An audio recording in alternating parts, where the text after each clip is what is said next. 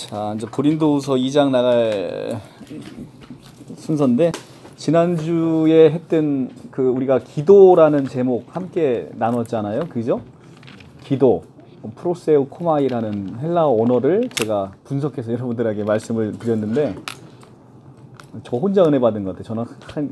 저는 그 일주일 동안 준비하면서 은혜 받았고, 강의 끝나고 또 일주일 동안 되게 계속 말씀이 생각이 나더라고요. 참 자기가 전하고 자기가 생각나는 이것도 참 푼수 같은 일인데, 하여튼 그렇게 굉장히 은혜로웠던 것 같아요. 저한테도 기도. 그러니까 우리가 기도라는 의미를 우리의 통상적인 교회에서 다니면서 기도 생활한다라고 할 때 그 의미와는 너무나 다른 의미. 우리가 하나님에게 나아가서 우리가 하나님과 연합됨으로 나의 뜻과 하나님의 뜻이 하나가 되는 완벽한 연합의 신비를 하는 것, 이것이 바로 프로세우 코마이라는 그 단어잖아요. 그러니까 나의 뜻과 하나님의 뜻이 하나니까 내 이름으로 무엇이든지 구하는 자마다 다 얻을 것이요 라는 그 성경 말씀이 이제는 이해가 되는 것이죠. 그 프로세우 코마이를 이해하지 못하면 우리가 구하는 것마다 답을 얻지 못하는 게 훨씬 더 많을 것이고 그럴 거예요. 그래서 프로세우 코마이를 제대로 이해하지 못한 상태에서 우리가 기도 생활을 한다고 하는 것은 우리의 육적인 필요, 이런 부분만 더 깊이 육체를 더 훈련시키는 일이어서 사실은 영적인 생활에 많이 도움이 되지는 않고 오히려 해가 되는 경우도 종종 많이 있다라고 말씀을 드립니다. 그러면 우리가 이 기도 생활, 프로세우 코마이, 이 기도의 원래 의미를 어떻게 그러면 할 수 있을까? 제가 지난 시간에 솔루션을 드렸죠. 그죠? 그 해답은 우리 로마서에 있죠. 로마서 8장,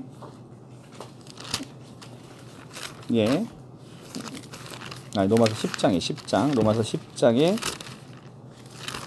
그 해답이 있죠. 로마서 10장 17절에, 그죠?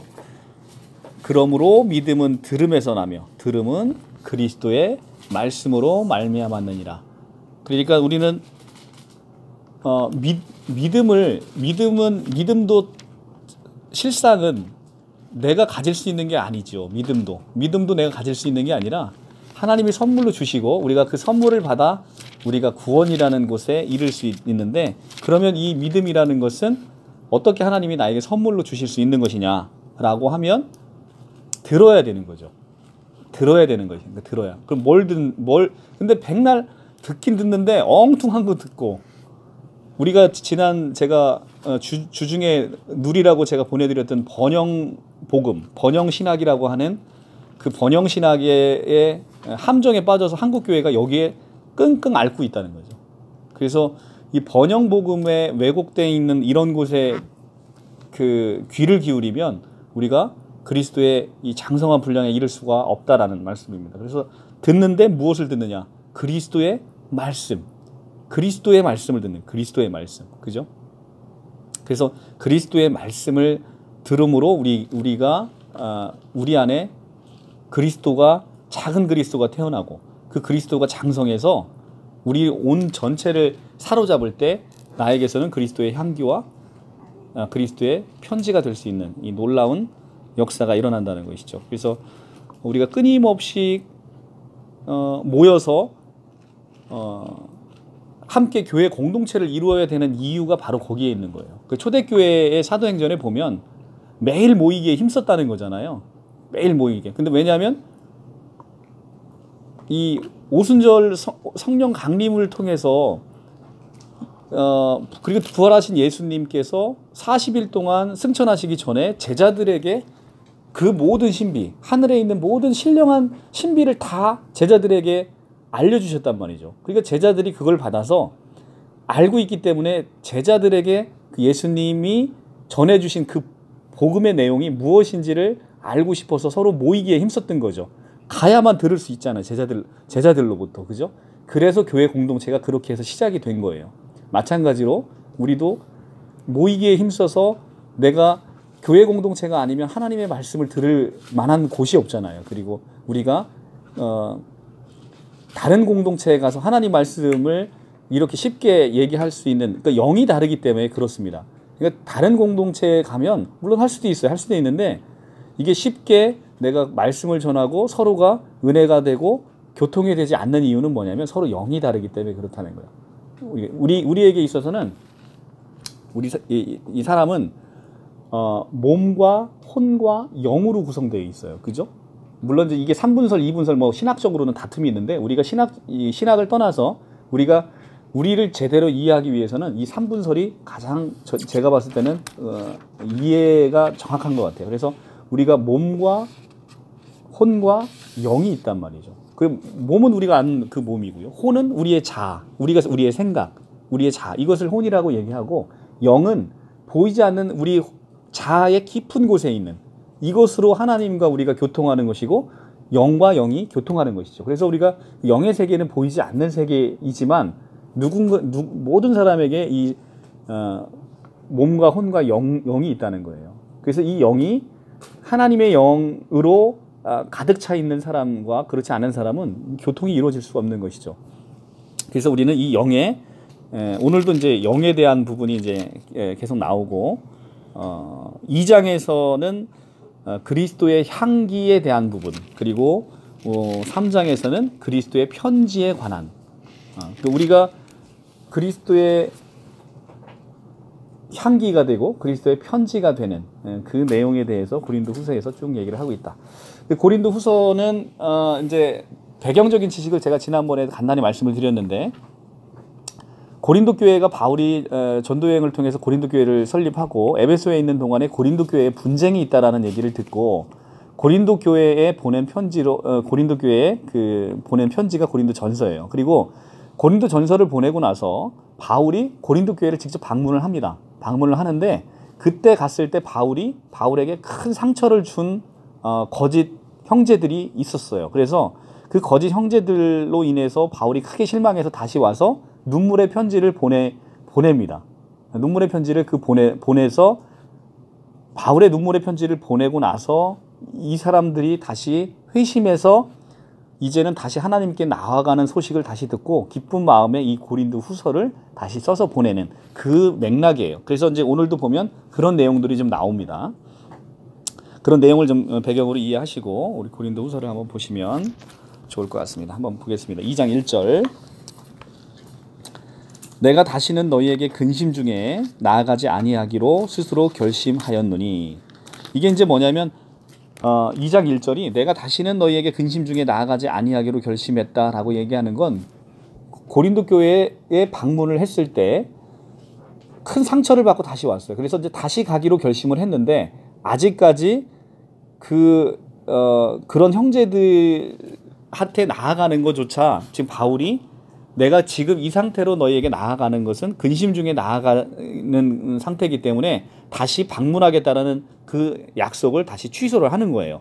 그래서 내가 다시는 너희에게 근심 중에 나아가지 아니하기로 스스로 결심하였노니 내가 너희를 근심하게 한다면 내가 근심하게 한 자밖에 나를 기쁘게 할 자가 누구냐. 이 근심하게 할 자라는 것은 그 거짓 형제와 거짓 형제를 위해서 조종하고 있는 사탄의 세력, 이것을 얘기하고 있는 것이죠. 그러면 교회가 분열되면 제일 좋아하는 게 누가 제일 좋아하겠어요? 네, 사탄의 세력이 제일 좋아하는 것이죠. 내가 이같이 거기에 이제 편지를 이렇게 삽입하시면 좀 이해가 쉽습니다.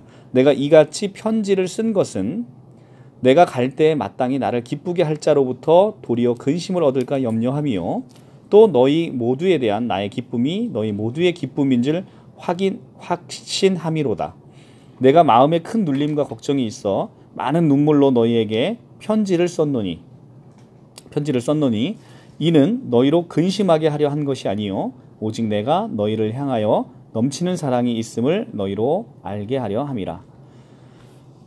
근심하게 한 사람을 용서하라 라는 제목으로 5절. 근심하게 한 자가 있었을지라도 나를 근심하게 한 것이 아니요 어느 정도 너희 모두를 근심하게 한 것이니 어느 정도라 함은 내가 너무 지나치게 말하지 아니하려 함이라. 이 근심하게 한 자는 뭐냐면 바울이 고린도 교회 분쟁이 있다라고 해서 고린도 교회를 방문했을 때 바울에게 상처를 준 그 사람을 얘기를 하고 있는 겁니다. 근데 그 근심하게 한 사람이 있을지라도 나를 근심하게 한 게 아니라 어느 정도 너희 모두가 그런 모든 것들의 바른 복음에 있는 사람들이 그 모습을 보고 함께 근심하게 됐다라는 얘기를 하고 있는 겁니다. 이러한 사람은 많은 사람에게서 벌 받는 것이 마땅하도다. 그런즉 너희는 차라리 그를 용서하고 위로할 것이니 그가 너무 많은 근심에 잠길까 두려워하노라. 그러므로 너희를 권하노니 사랑을 그들에게 나타내라. 너희가 범사에 순종하는지 그 증거를 알고자 하여 내가 이것을 너희에게 썼노라.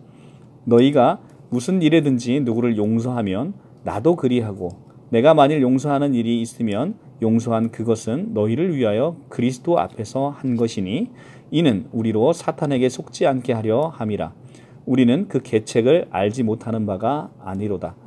자, 우리가 바울이 바울 스스로에게 그렇게 상처를 주고 혹독하게 했던 그 거짓 형제에 대한 용서를 그리스도의 이름으로 하고 있는 장면입니다. 그러니까 예수 그리스도께서 이들을 위해서도 십자가를 지신 그 모든 십자가의 큰 능력을 깨달았던 사도 바울은 십자가의 그 고통이 그 다음에 십자가의 그 능력이 이런 형제들에게도 용서라는 부분으로, 왜냐하면 우리가 이제 달란트 비유를 통해서 알겠지만 우리가 진 빚은 어마어마한 거예요.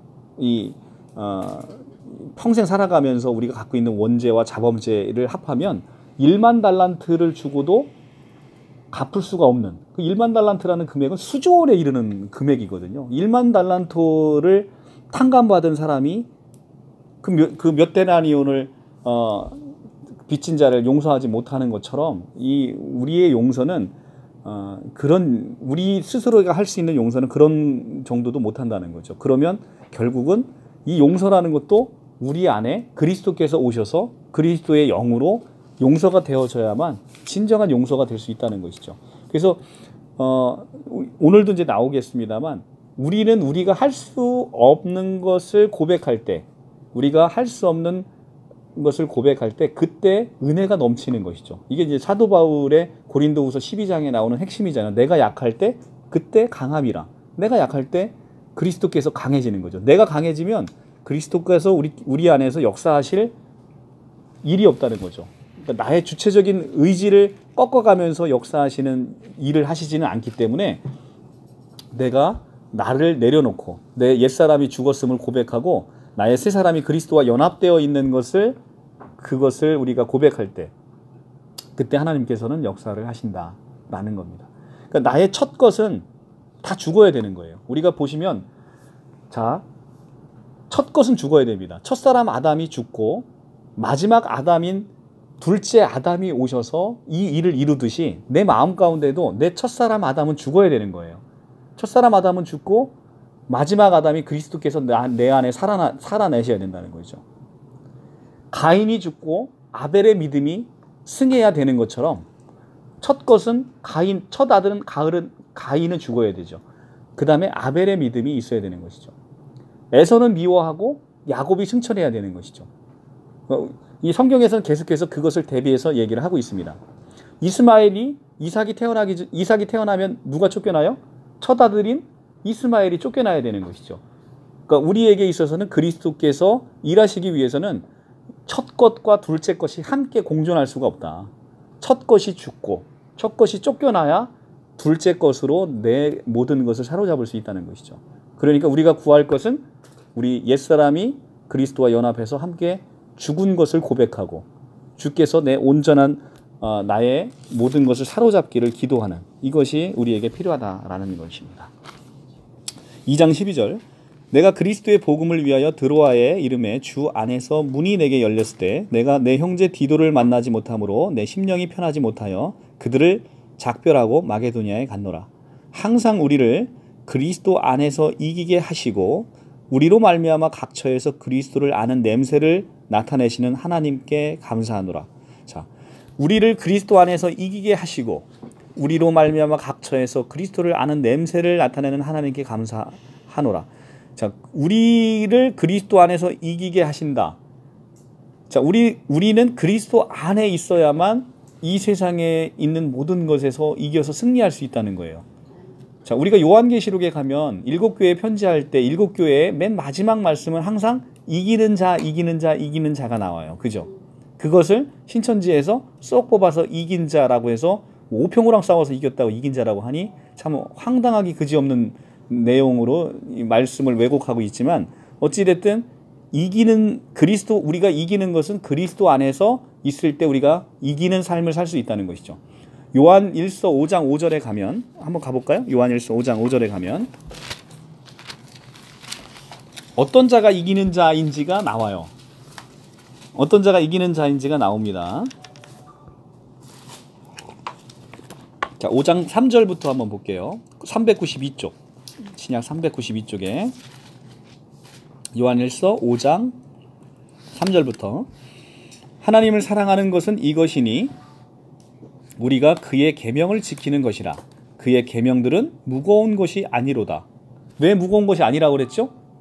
이 계명은 새 언약 아래 있으니까. 새 언약은 누가 지키는 언약이에요? 예수 그리스도께서 우리 안에 지켜주신다라고 약속한 언약. 히브리서 8장에 나오는 거잖아요. 그죠? 옛 언약은 누가 지켜야 되는 거예요? 우리가 지켜야 되는 언약. 그러니까 옛 언약인 율법의 613가지를 하나라도 못 지키면 빵점인 거예요. 그 언약의 율법의 그 엄중한 심판 아래 놓여있던 우리가 이제는 새 언약의 노임으로, 새 언약은 누가 지켜요? 하나님께서 내가 너희 마음 가운데 새긴다는 거죠. 내 마음 가운데 하나님의 그 영으로 새겨주시는 이 계명들. 그렇기 때문에 하나님이 새겨주시는 영이고 하나님이 지켜주시겠다 약속한 약속이니 이 계명이 무거운 것이 아니로다. 이 613가지나 되는 옛 언약에 놓여 있다면 이게 무거워요, 안 무거워요? 무거워도 엄청 무겁죠. 그런데 새 계명은, 우리에게 있어서 새 계명은 무거운 것이 아니랍니다. 우리 입에 가까이, 말씀이 우리 입에 가까이 있다라고 로마서 얘기하잖아요. 4절, 무릇 하나님께로부터 난 자마다 세상을 이기느니라. 하나님께로부터 나면 세상을 이긴답니다. 세상을 이기느니라. 세상을 이기는 승리는 이것이니 우리의 믿음이니라. 우리의 믿음. 5절, 예수께서 하나님의 아들이심을 믿는 자가 아니면 세상에 이기는 자가 누구냐? 자, 세상에 이기는 자가 누구냐? 예수께서 하나님의 아들이심을 믿는 자가 요한계시록에서 얘기하는 7개에서 세상을 이기는 자. 요한계시록이 왜 쓰여졌어요? 핍박받고 있는 유대인들, 그러니까 유대 크리스찬들을 위해서 그때 얼마나 심한 박해, 네로 황제의 박해, 도미티아누스 황제의 그 어마어마한 박해 속에서 믿음을 갖고 있는 사람이 끝까지 믿음을 지켰을 때 주는 우리에게 약속, 그 금면류관, 영원한 생명, 이런 것들에 대한 약속이 요한계시록의 7교회에 주신 편지의 내용이잖아요. 그러니까 세상을 이기는 자는 그런 가운데 예수께서 하나님의 아들이심을 믿는 자, 이 믿음의 고백을 놓지 않는 자, 이 자가 세상을 이기는 자라는 것이죠. 그러니까 세상에서 가장 파워풀한 자가 되는 것이죠. 이 믿음을 가진 자가. 자, 그 말씀을 하고 있는 거예요. 지금 2장 고린도후서로 다시 넘어와서, 지금 고린도후서는 항상 우리를 그리스도 안에서 이기게 하시고 그리스도께서 세상을 이기셨기 때문에 그리스도 안에 있으면 어떻게? 우리가 세상을 이기는 거예요. 이게 바로 연합의 신비예요. 놀라운 거잖아요. 성경에서 제가 가장 놀라운 단어가 연합이라는 단어라고 제가 말씀을 드렸어요. 정말 놀라운 거예요. 이 연합이라는 단어가 정말 놀라운 이유는,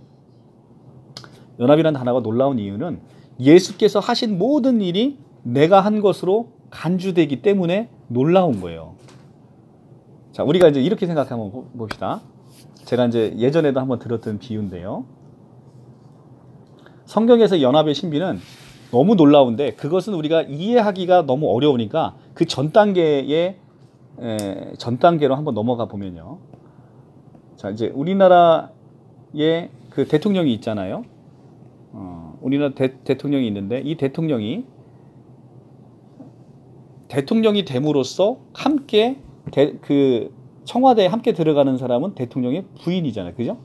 가족이잖아요. 대통령의 가족이 함께 그 생활에 들어가는 거예요. 근데 이 부인은 사실은 뭐 외적으로 보면은 한 게 아무것도 없는 거예요. 내조한 거 말고는. 그런데 남편이 대통령이 됨으로 그의 신분은 그대로 따라가는 거죠. 영부인이 되는 거잖아요. 그냥 그대로 따라가는 거예요. 마찬가지로 우리는 신랑 되신 예수께서 차지하고 있는 위치만큼을 그대로 똑같이 연합의 신비가 이루어지면 그 단계까지 똑같이 그 영광을 함께 누린다는 거죠. 이게 바로 놀라운 연합의 신비예요. 근데 이거를 사도 바울이 에베소서 5장에서 이 결혼이라는 것의 의미가 이것에 대한 영적인 것을 풀어 설명하면서 우리에게 얘기를 해주잖아요. 에베소서 5장으로 한번 넘어가 볼게요. 거기는 다시 올 거니까 에베소서 5장으로 넘어가 봅시다. 에베소서 5장 31절.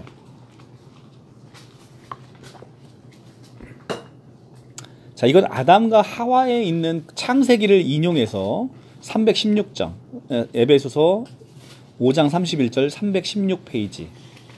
제가 갖고 있는 성경 316조. 자, 보면 이것은 5장 31절은 창세기 2장 24절을 인용한 성경이에요.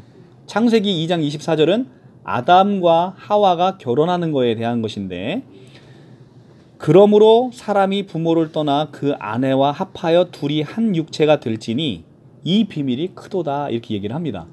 자, 그러면 사도 바울이 여기서 얘기하고 있는 것은 왜 창세기를 인용했느냐?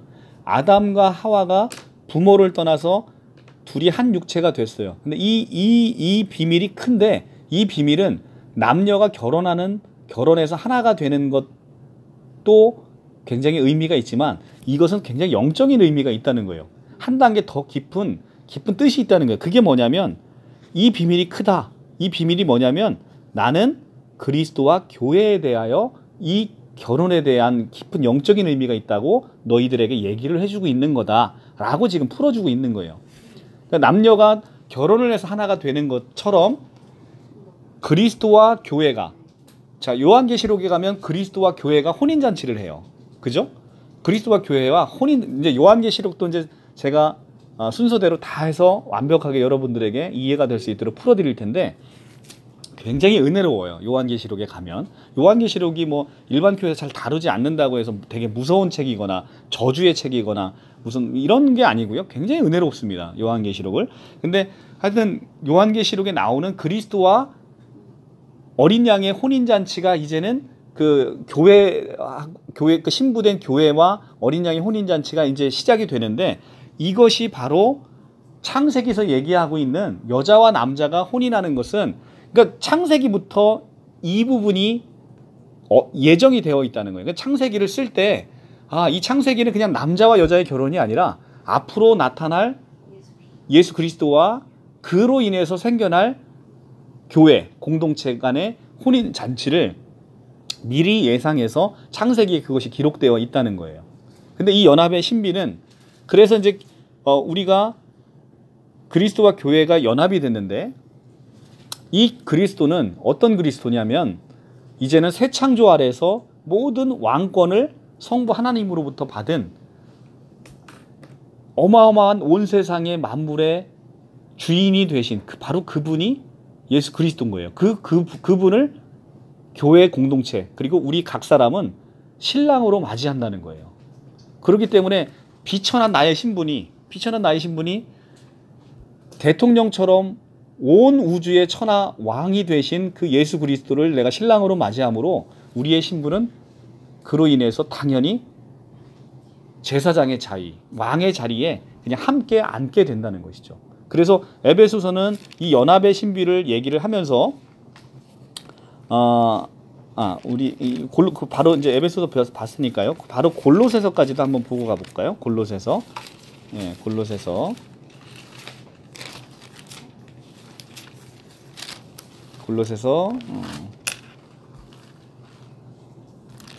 골로새서보다는 에베소서를 하나 더 보고 갈게요.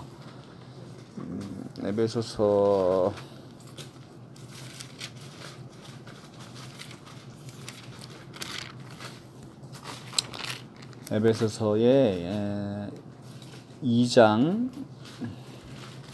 1절부터 한번 쭉 보고 나갈게요. 2장 1절부터. 자, 그는 허물과 죄로 죽었던 너희를 살리셨도다. 여기서 그는 예수 그리스도예요. 2장 1절. 그는 허물과 죄로 죽은 너희를 살리셨어요. 왜 살리셨냐면 허물로 죽은 너희를 죄로 깨끗하게 씻기시고 다시 살리셔서 신부를 삼기 위해서 우리를 살리셨어요. 그래서 5절에 보면 허물로 죽은 우리를 그리스도와 함께 살리셨고 또 함께 일으키사 그리스도 예수 안에서 함께 하늘에 앉히시니 우리가 예수 그리스도와 함께 이제는 벌써 하늘에 앉혀진 거예요. 이게 영적으로 지금 보이지 않고 시간 안에 살고 있어서 우리에게 나타나지 않은 것이지만 하나님의 눈에는 이것이 벌써 영원한 현재로 동시적으로 보이는 거예요. 함께 앉히시니 이는 그리스도 예수 안에서 우리에게 자비하심으로 그 은혜의 지극히 풍성하심을 오는 여러 세대에 나타내려 하심이라. 자, 이래서 우리가 하나님과 함께 보좌 우편에 앉게 된 거예요. 근데 보좌 우편에 앉아서 이것이 이제 골로새서 3장으로 골로새서로 넘어가 보시면 이 하늘에 보좌 우편에 앉게 됐는데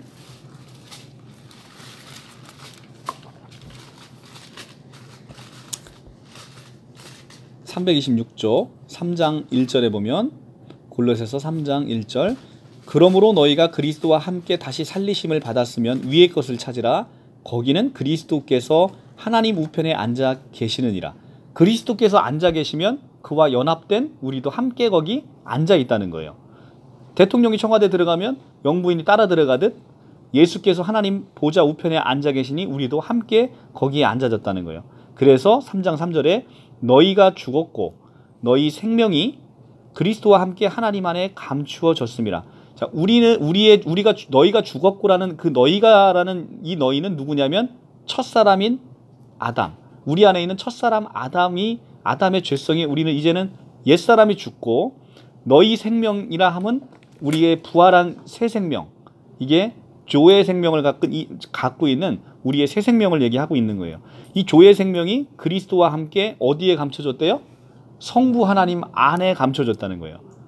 성부 하나님 안에 감춰져 있으니까 이제는 마귀가 우리의 부활한 이 조회라는 생명을 어찌 할 수가 없는 거죠. 성부 하나님 안에 이것이 감춰져 있는 거예요.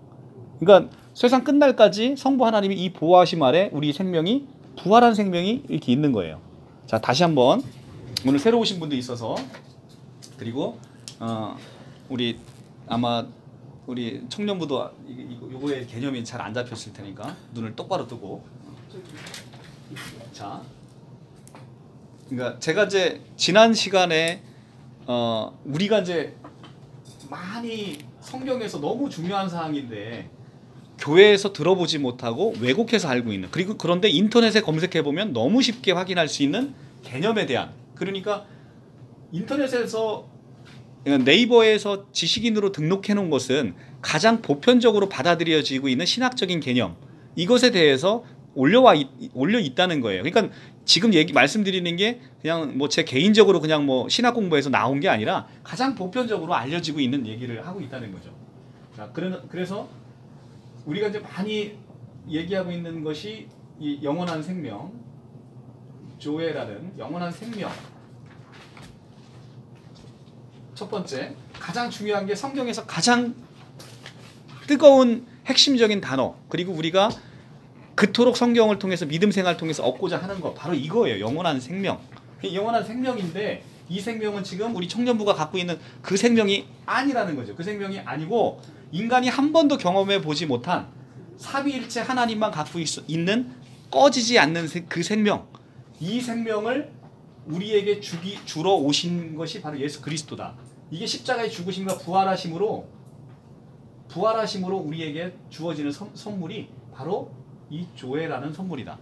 자, 이것은 얼마나 본질이 다른 거냐면 누누이 말씀드렸지만 사람과 똑같이 생긴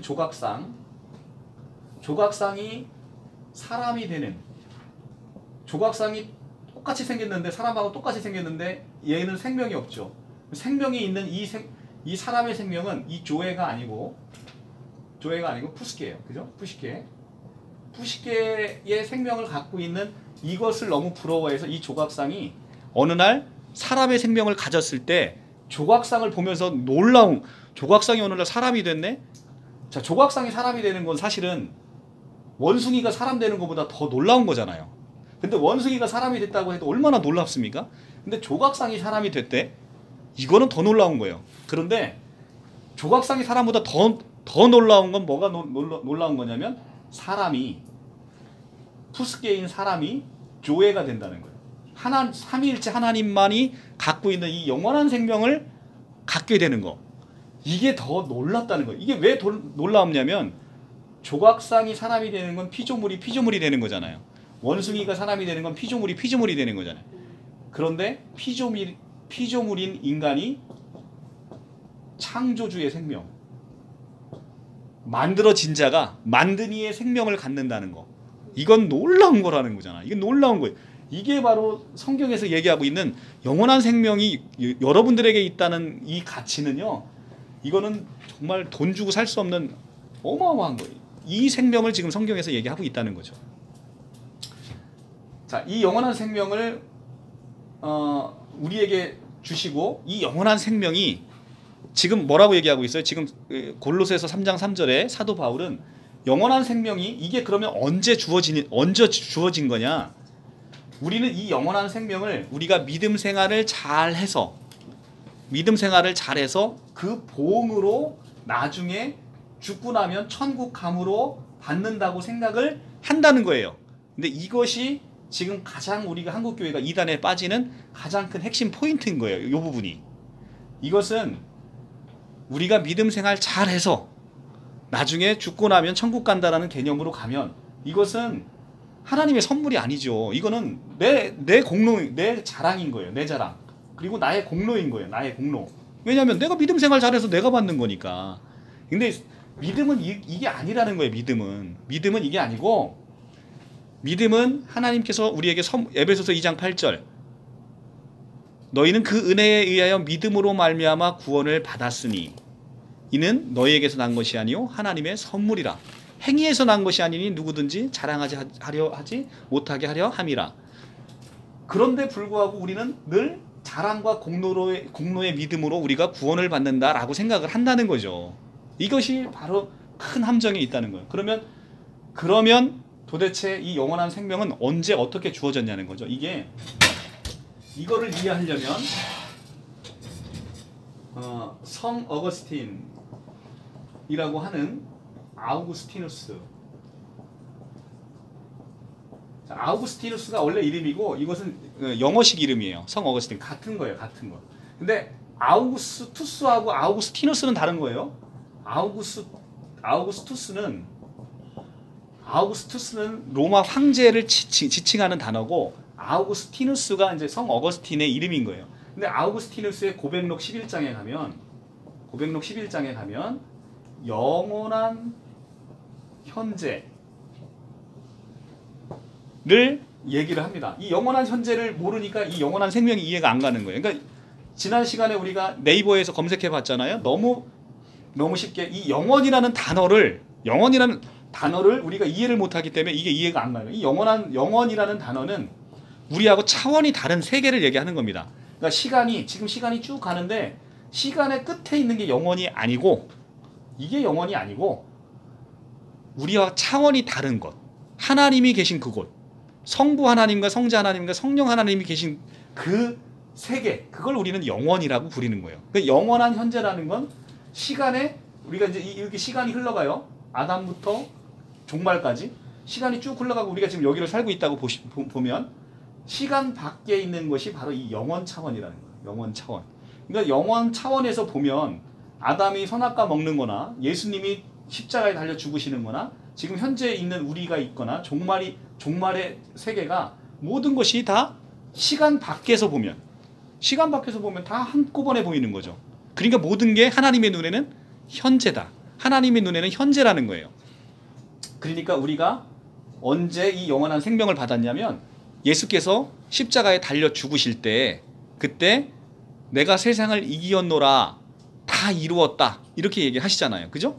다 이루었다 하실 때 그때 우리의 모든 죄가 용서되고 3일 만에 부활하시면서 자, 십자가는 뭐예요? 십자가는 우리의 죄를 사한 사건이고요.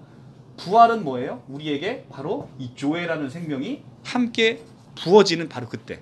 이게 바로 부활인 거예요. 이때 예수님이 부활할 때 예수 안에 담긴 모든 영혼들에게 이 영생이, 영원한 생명이 주어졌다는 거예요. 그러니까 이게 가능하려면 딱 두 가지가 있어야 돼요. 이게 가능하려면 예수가, 우리가 노아의 사건에, 노아의 방주 안에 들어가 있는 사람은 다 구원받았잖아요. 그죠? 그러니까 예수가 방주가 되어야 되는데, 이 방주라는 것은 뭐냐면 예수 안에 우리가 다 시공간을 초월해서 아담부터, 첫사람 아담이 구원받았어요? 못 받았어요? 구원받았다고 내가 얘기했잖아. 첫사람 아담부터, 첫사람 아담, 자, 창세기 3장 21절에 볼게요. 3장 21절. 첫사람 아담은 선악과 먹은 우리의 인류의 죄의 조상이에요. 그죠? 그런데 그 아담에게 3장 15절에서 원복음으로 여인의 후손을 주겠다 약속을 하시고, 이게 바로 성경에 제일 처음 나오는 복음이 창세기 3장 15절이라고 말씀드렸어요. 그죠? 4페이지. 자, 선악과 먹은 죽은 아담에게 원복음으로 하나님의 복음을 선포하시죠. 내가 너에게 여인의 후손을 주겠다. 이 여인의 후손이 뱀의 머리를 밟아버릴 것이다. 라고 원복음으로 주셨잖아요. 그리고 3장 21절에 그 아담에게 뭐라고 하시냐면, 여호와 하나님이 아담과 그의 아내를 위하여 뭐를 해입혀요? 가죽옷을 지어 해입혀요. 가죽옷이 있으려면 누가 죽어야 돼요? 아니, 가죽이 죽으려면 뱀이 왜 죽어? 가죽옷을 해입히려면 가축이 희생돼야 되잖아요. 그 구약의 희생은 뭐예요? 희생 제물이잖아요. 이게 바로 누구예요? 신약의 예수 그리스도인 거예요. 가죽옷을 해입힌다는 것은 누군가의 희생으로 이 사람이 구원함을 입는다라는 얘기입니다. 자, 그래서 이 첫사람 아담부터 종말 때까지, 지금을 살고 있는 우리, 그리고 우리 조상들, 앞으로 우리 후손들까지를 십자가에 달려서 2000년 전에 죽을 때 함께 우리를 죽게 만들고 부활할 때 함께 부활하게 만들려면 이분이 누구여야 되냐면, 이분이 창조 주셔야만 시공간을 초월해서 이 영혼들을 함께 다 담고 죽고 부활할 때 함께 영원한 생명을 넣어서 부활시킬 수 있는 사람이 된다는 거예요. 그러니까 예수는 그래서 뭐예요? 그래서 예수는 창조주고 하나님인 거예요. 이단들은 예수님을 절대 창조주와 하나님으로 고백을 못합니다. 어떤 이단도 예수를 창조주와 하나님으로 고백하면서 이단이 나올 수가 없어요. 예수는 창조주고 하나님이신 거예요. 근데 창조주가, 참 이것도 헷갈리는 게 참 놀라워요. 자, 보십시오. 예수가 하나님인 건 알아. 근데 예수가 창조주인 건 또 모르는 사람도 있어요. 이거 참 놀라운 일이에요. 이게 뭐냐면, 하나님이면 창조주인 거예요. 창조주는 만들었다는 거거든. 우주 만물을 만들 수 있는 사람은 하나님밖에 없는 거예요. 그러니까 하나님이면 반드시 창조주여야 되는 거죠. 반드시 창조주인데, 하나님인 건 아는데 창조주이냐고 물어보면 창조주는 또 몰라요. 이게 이제, 그래서 이제 요한복음에 다 나오죠. 태초에 말씀이 계시니라, 이 말씀이 하나님과 함께 계셨으니 이 말씀이 곧 하나님이시라. 이렇게 하나님 나오잖아요. 모든 만물이 그 말씀으로 말미암아 지은 바 되었는데 지은 것이 하나도 그가 없이는 된 것이 없느니라. 요한복음 1장에 나오잖아요. 그러니까 그가 없이는 지은 게 하나도 없다. 그러니까 예수 그리스도가 누구라는 거예요? 하나님이고 창조주라는 거잖아요. 말씀이신 그분이 다 온 우주를, 만물을 지었다니까. 그래서 예수님은 창조주고 하나님이셔야만 아담부터 모든 인류를 다 구원하실 수 있는 구원주가 되는 거예요. 그러니까 호세아 선지자가 호세아서 13장 4절에서 나는 여호와라, 나 외에는 구원자가 없다, 이렇게 지금 얘기하고, 이사야 선지자가 43장에서 나 외에는 구원자가 없다, 나는 여호와다, 이렇게 얘기를 하는데, 마태복음 1장 21절에서는 뭐라고 얘기하냐면, 한 아이가 태어났는데 그 아이가 이름을 예수라 하라. 그가 자기 백성을 그들의 죄에서 구원할 구원자이심이라 라고 얘기하잖아요. 구약에서는 여호와 외에는 구원자가 없다. 근데 신약에서는 예수가 나타났는데 이 사람이 구원자다, 이렇게 얘기해요. 그러면 여호와 외에는 구원자가 없다. 여호와가 구원자라는 거예요. 구약에서는. 근데 신약은 예수가 나타났는데 예수가 구원자래. 그러면 예수가 누구라는 얘기예요? 여호와라는 얘기죠. 여호와. 예수가 여호와라는 얘기입니다. 이게 이제 여호와는 그러니까 삼위일체 하나님의 이름인 거예요. 여호와는 성부의 이름이 아니라 성부, 성자, 성령의 이름인 거예요. 여호와가. 이거를 유대인이 모르는 거죠. 이 유대인이 이걸 모르기 때문에 예수를 잡아 죽인 거죠.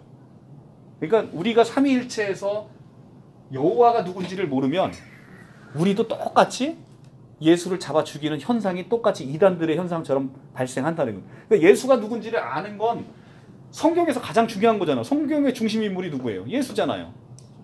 그죠? 근데 정작 우리는 예수가 누군지를 모르고 신앙생활을 한다는 거예요. 요한복음 넘어가 볼게요. 요한복음 5장 39절에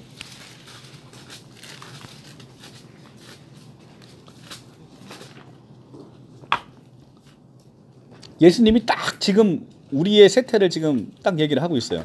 너희가 성경에서 영생을 얻는 줄 알고 성경을 연구하거니와, 옛날에 개역 한글 성경은 성경을 상고하거니와, 이 성경이 곧 누구에 대해서? 내게 대하여 증언하는 것이라. 성경은 누구에 대해서 얘기하는 책이에요? 구약이나 신약이나 다 예수에 대해서 얘기하고 있는 거예요. 성경은 예수에 대해서. 자, 이때 얘기하고 있는 이 성경이라는 것은 예수님 시대에는 신약이라는 게 없었잖아요. 그러니까 이때의 성경은 무슨 성경이에요? 다 구약 성경이에요. 그러니까 구약 성경은 다 누구에 대해서 얘기하는 거예요? 예수에 대해서. 신약 성경도 다 마찬가지. 그런데 뒤에 40절이 되게 중요해요. 그러나 너희가 성경에서 영생을 얻는 줄 알고 성경을 연구하는데, 그럼 성경에 뭐가 있다는 거예요? 영생이 있다는 거예요. 근데 영생이 그 안에 있어서 영생을 알고 있는 줄 알고 성경을 보는데, 정작 너희가 영생을 얻기 위해서 누구에게? 내게 오기를 원하지 아니하는도다. 그러니까 성경을 보고 있는 자가 정작 영생을 주는 영생의 본질인, 영원한 생명의 본질, 조회의 본질인 삼위일체 하나님의 아들이시고 영생을 주러 이 땅 가운데 오신 예수 그리스도를 원하지 않는다는 거예요. 이것이 지금 한국 교회도 지금 똑같은 현상이 계속 벌어지고 있는 거예요. 2000년 전부터 시작해 온 게,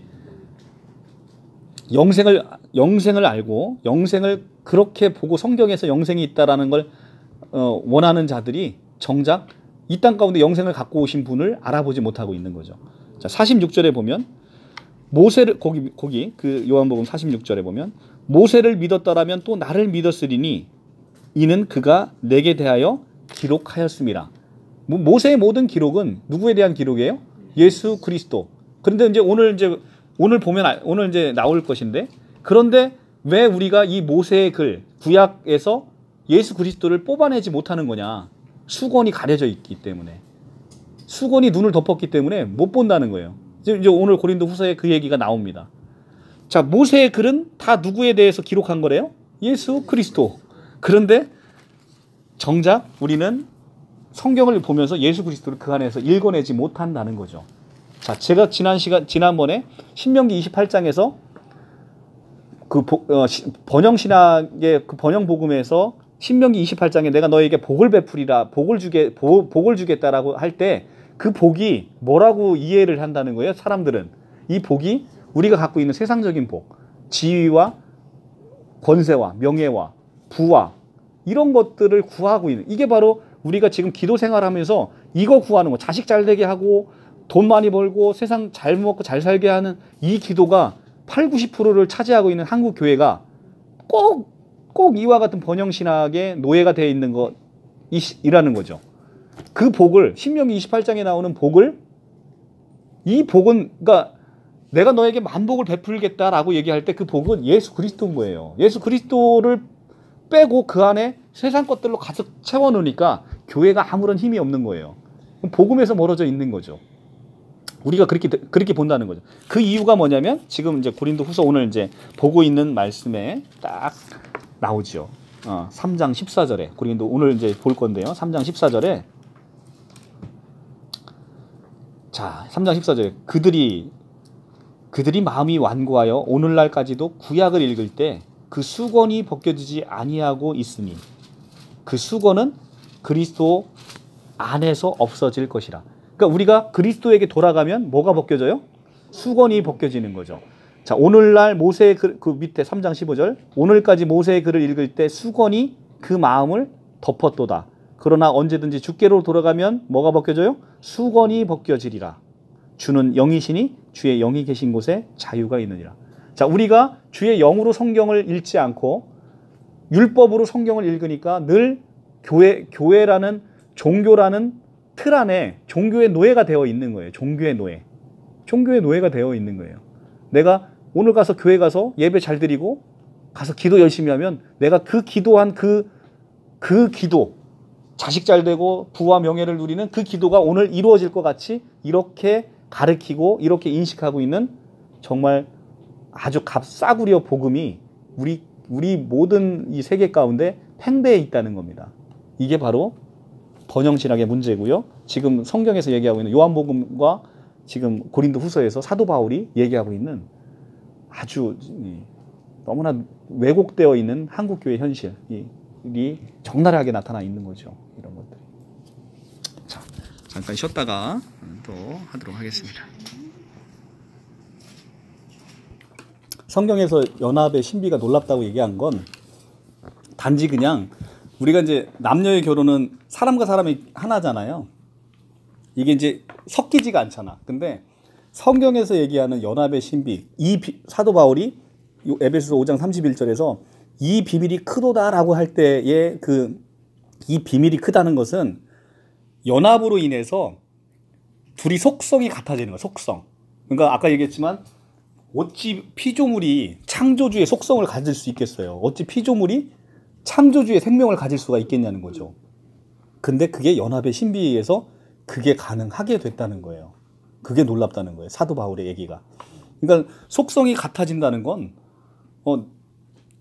고양이가 있어. 내가 고양이를 너무 사랑해. 근데 그 고양이가 어느 날 나의 생명을 갖고 있다면 이 속성의 변화는 엄청 놀라운 거잖아. 이제 이 속성의 변화보다 훨씬 놀라운 게 우리가 창조주의 속성을 함께 공유한다는 거. 이게 굉장히 놀랍다는 거거든.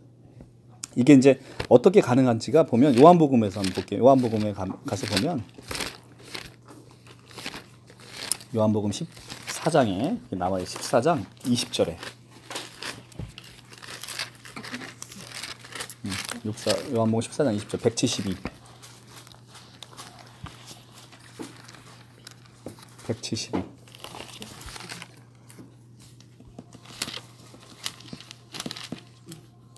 172쪽 그 요한복음 14장 20절에 가면 그 날에는 내가 아버지 안에 너희가 내 안에 내가 너희 안에 있는 것을 너희가 알리라.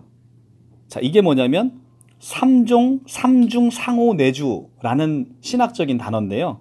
삼중 상호내주. 그러니까 헬라어 단어는 페리코레시스라는 단어를 씁니다. 페리코레시스라는 단어를 쓰는데 이 페리코레시스는 뭐냐면 상호내주를 통해서 이게 서로가 서로에게 연합되는 거예요. 그러니까 내가 아버지 안에, 그러니까 예수가 성부 하나님 안에, 그 다음에 너희가 예수님 안에, 그 다음에 예수님이 우리 안에 있으면서 성부와 성자와 우리가 하나로 연합되는 이 놀라운 게 바로 이 성령을 통해서 이 본질의 속성이 변화되는 이 놀라움이 이 요한복음 14장 20절에서 성령의 역사로 말미암아 우리가 연합되는 놀라움이 이제 표시된다는 거예요.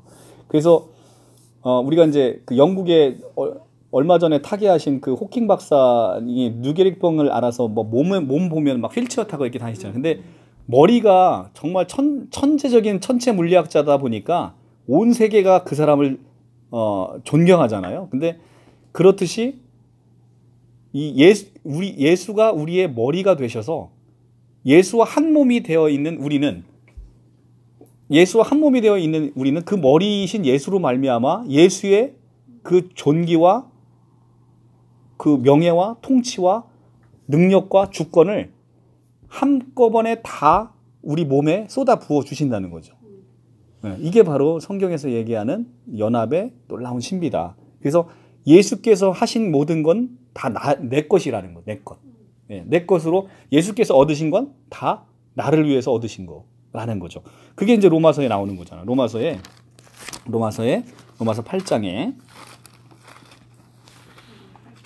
로마서 8장에 그러니까 예수님이 십자가상에서 예수님의 신분이 바뀌었잖아요. 예수님이 십자가상에서 독생자로 오신 그분이 마다둘로 신분이 십자가의 죽으심으로 바뀌어버렸다는 거예요. 그게 이제 로마서 8장 29절에 250쪽에 보면 우리 성경부 빨라. 좋아. 8장 29절에 보면 자, 하나님이 미리 하신 자들을 또한 그 아들의 형상을 본받게 하기 위해서 미리 정하셨으니 이는 예수 그리스도로 말미암아 많은 형제 중에 맏아들이 되게 하려 하심이라. 독생자로 오신 예수님이 맏아들로 바뀌어서 그 옆에 바로 옆줄로 쭉 가면 14절에 8장 14절에 무릇 하나님의 영으로 인도함을 받는 사람들은 곧 누구래요? 하나님의 아들이라. 그러니까 너희는 다시는 무서워하는 종의 영을 받지 아니하고 양자의 영을 받았으므로 우리가 아빠 아버지라고 부르짖느니라. 그러니까 맏아들이 되신 예수님이 제일 큰 형님이 되시고 우리가 하나님의 아들로서 그 밑에 형제들이 돼서 우리가 성부 하나님을 아빠 아버지라고 부르고 16절에 이것을 성령께서 친히 우리 영과 더불어 아까 우리는 몸과 혼과 영이 있다 그랬죠. 우리 영과 더불어 성령이 우리가 누구인 걸 하나님의 자녀인 것을 증언하려. 그러니까 우리가 보통 왜 교회에서 하나님의 자녀 이렇게 얘기하잖아요. 근데 이 하나님의 자녀라는 것의 의미가 얼마나 깊고 놀라운 건지를 우리는 알 수가 없는 거예요. 그 기품을. 근데 그 기품을 정말 조금이나마 성경을 깊이 보시면 우리가 체험할 수 있다는 거죠. 그걸 체험할 때 우리는 이 복음의 깊음 가운데 빠져들어서 헤어나질 못한다는 거죠. 하나님의 자녀인 걸 누가 증언해요? 성령 하나님이 증언하고 성령 하나님이 보증을 치시고 우리를 인치시고 보증하신 거예요. 우리가 은행에서 보증 쓸 때 이건희가 보증 쓰면 돈이 얼마나 많이 나오겠어.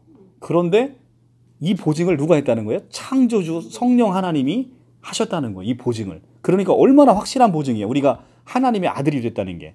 근데 17절에 뭐라고 얘기하냐면 그런데 하나님의 자녀가 됐어 너희가. 근데 자녀가 되면 뭐가 되냐면 너희가 상속자가 된대. 하나님의 상속자가 된다는 거예요. 하나님의 상속자가 된다는 건 뭐예요?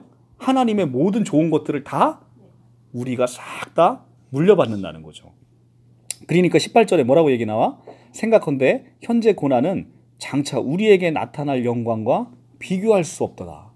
얼마나 이 영광이 크면 우리의 고난하고는 비교할 수도 없다는 거예요.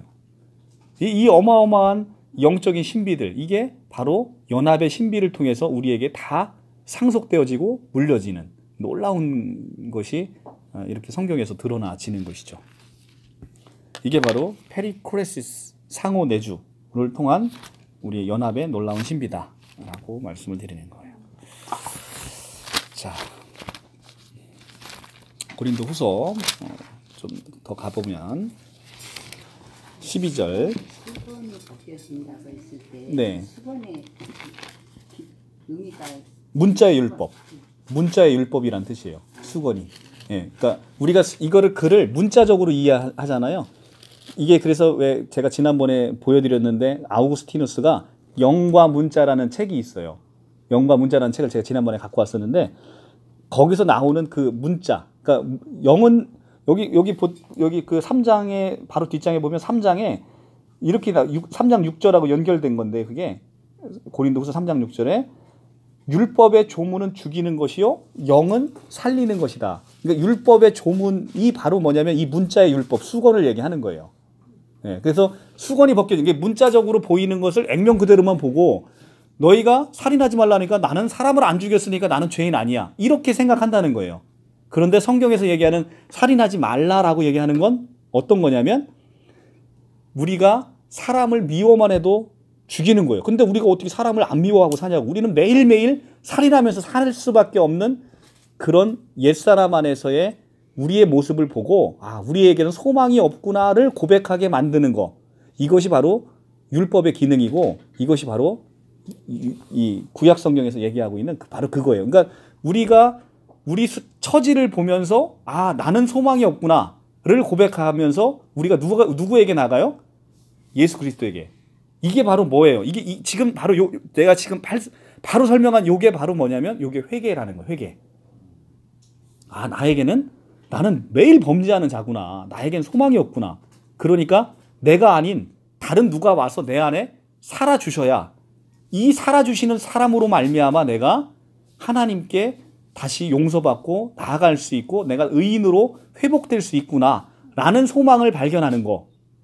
요게 바로 회개라는 거예요. 그래서 아 그분이 누구냐? 예수 그리스도. 그러니까 나는 지금 더럽고 추악한 죄인이지만 내가 예수 그리스도에게 나아가면 내가 의인이 될 수 있구나 라를 고백하는 거.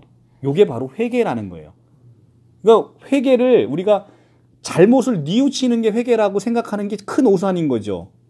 그러니까 우리가 늘 한 단계 더 나아가는 건 물론 내가 나의 잘못을 깨닫는 거 너무 중요하지만 거기에 우리의 회개는 한 단계 더 나가야 된다는 거예요. 한 단계 더 나가서 내가 예수께로 돌아가는 거. 가룟 유다도 잘못을 뉘우쳤어요. 자기가 은 30냥에 예수를 팔은 것을 후회했어요. 그런데 걔는 목을 매다 죽었죠. 예수께 돌아가지 않고. 그런데 다른 제자들도 예수가 십자가에 달려 죽을 때 다 배반하고 도망갔어요. 다 죄인들이란 말이죠. 그런데 이들은 가룟 유다와 다른 것은 뭐냐면 예수께로 다시 돌아왔다는 거예요. 이게 바로 회개라는 거예요. 회개는 돌아가는 것. 이것이 바로 회개라는 거죠. 이게 그 수거는 그 문자의 율법, 있는 그대로의 의미를 그대로 받아들이는 그 어리석음, 그것을 얘기하고 있는 거예요. 자, 2장 12절 그리스도의 향기. 내가 그리스도의 복음을 위하여 드로아에 이거 아까 했죠? 어디 했죠? 2장 15절까지 했죠? 2장 14절. 아니 14절부터 할 처럼이네요. 항상 우리를 그리스도 안에서 이기게 하시고 우리로 말미암아 각처에 그리스도를 아는 냄새를 나타내시는 하나님께 감사하노라. 자, 그리스도를 아는 냄새. 이게 이제 그리스도 향기인데 15절에 우리는 구원받은 자들에게나 망하는 자들에게나 하나님 앞에서 그리스도의 향기니 이 사람에게는 사망으로부터 사망에 이르는 냄새요 저 사람에게는 생명으로부터 생명에 이르는 냄새라. 누가 이 일을 감당하리요. 자, 이게 무슨 의미냐면 우리는 그리스도의 향기예요. 자, 그리스도의 향기는 그러니까 향기라는 것 자체가 나한테서 나는 것이 아니라 내 안에 있는 그리스도로 말미암는다는 거예요. 그러니까 이 향기를 내 좋은 곳으로 아무리 포장을 한다 한들 나의 냄새는 역한 거예요. 나의 냄새는 기본적으로 사망의 냄새라는 거죠. 그런데 우리 안에 그리스도가 덧입혀지고 그리스도로 옷 입음으로 말미암아 내가 그리스도의 향기가 되어지는 거예요. 그리스도의 향기가 되어지니까 그리스도께서 나타내시는 그 어마어마한 그 사랑과 은혜와 이 영광이 풍성한 이런 향기가 드러나게 되는 것이죠. 그래서 우리가 이제 갈라디아서 2장 20절의 말씀을 늘 기억하는데 내가 그리스도와 함께 십자가에 못 박혔나니 그런즉 이제 내가 사는 것 아니요 내 안에 그리스도께서 사시는 것이라. 그러니까 내 안에 그리스도가 사니까 누가 나타나요? 그리스도의 향기가 내 안에서 뿜어져 나오는 것이죠. 그러니까 우리는 내 안에서 이 향기는 내가 스스로 만들어낼 수가 있는 게 아닌 거예요. 내 안에 그리스도가 충만함으로 그리스도께서 그리스도의 향기를 뿜어내는 것이죠. 믿음의 크기를 얘기하는 거예요, 이거는? 뭐 그렇다고 볼 수도 있는 거죠. 이제 믿음의 크기라는 건 아까도 얘기했지만 믿음의 크기를 내가 만든다고 생각하면 그건 또 오해된 거, 잘못된 것이죠. 믿음의 크기는 내가 만들 수 있는 게 아니고 그리스도의 말씀을 들음으로 나의 믿음이 장성한 분량으로 이르는 것이죠. 그것도 이제 소원하는 것이고 그러면 이제 내 안에 그리스도, 그러니까 우리가 창세기부터 이제 창세기를 아까 이제 이 문자의 율법으로 그대로 보면 이삭이 태어난다라고 약속을 합니다. 아브라함에게. 그러면 이걸 문자적으로 보면 그냥 아브라함에게 이삭이 태어나는 게 그게 어째서? 근데 이제 이거를 로마서에서 사도 바울이 다 풀어주잖아요. 이삭이라는 것은 어떤 의미인지. 이삭은 참 이삭이신 예수 그리스도가 태어나는 걸 얘기하고 있고 이삭이 모리아산에서 번제로 드려지는 건 예수 그리스도께서 십자가에 달려 죽으시는 걸 예표하고 있고 번제단에 드려졌다가 다시 돌아오는 것은 예수 그리스도의 부활을 상징하고 있고, 이렇게 모든 것이 그리스도 안에서 연결되어져 있다는 거예요. 그리고 실제 그렇게 이해를 해야 되는데 우리가 이삭이 태어나는 것이 예수가 태어난다는 것을 인식하지 못한다는 거, 창세기에서. 그러면 이삭이 태어난다는 것은 두 가지 의미예요. 첫째는 객관적 예수 그리스도가 2000년 전에 우리 우주가 우리의 인생 가운데, 우리의 역사 가운데 하나님께서 예수 성자 하나님으로 말미암아 침투함으로 구원자로 세워주시는 객관적 사실.